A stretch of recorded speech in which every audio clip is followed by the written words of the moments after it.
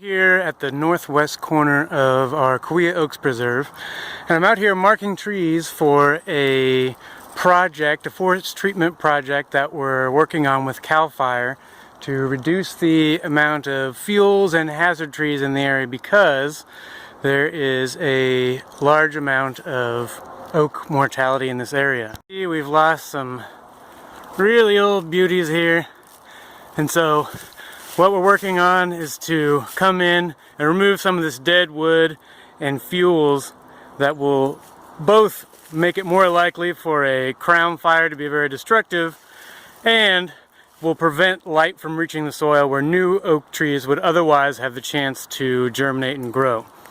So at the moment I'm trying to get through this impenetrable field of milk thistle and dried up Himalayan blackberry, and I did not come prepared today. All I have is an aluminum ruler that I'm using as a machete. Hiya!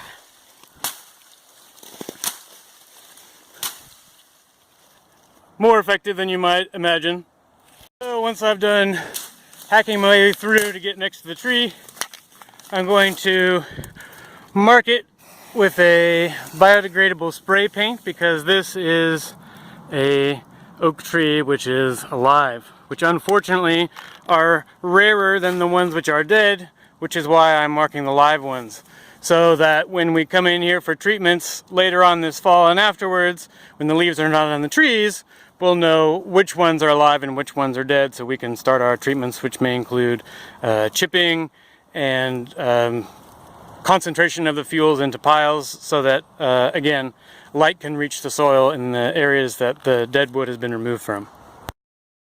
We're at the Cahuilla Oaks Preserve at a major habitat restoration project that is a mitigation project for some bridge expansions that Tulare County made. So we are replanting thrice as many trees as were affected by the road expansion. You can hear the emitters sprinkling as we speak.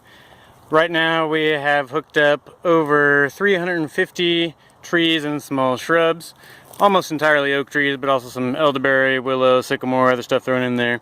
And a few months ago this site was basically just a big field of invasive milk thistle, and so this has been through a lot, and I have shepherded the project pretty much the whole way. So we used a drag to physically remove the milk thistle seedlings, then we seeded the area with native grass, then we hooked up the irrigation system and stakes, and then planted the trees. And so what remains now is maintenance, checking to make sure there are no holes in the irrigation system, which there sometimes are, make sure that the oaks are still alive and the emitters are still emitting, and just keep making sure everything is still running all right.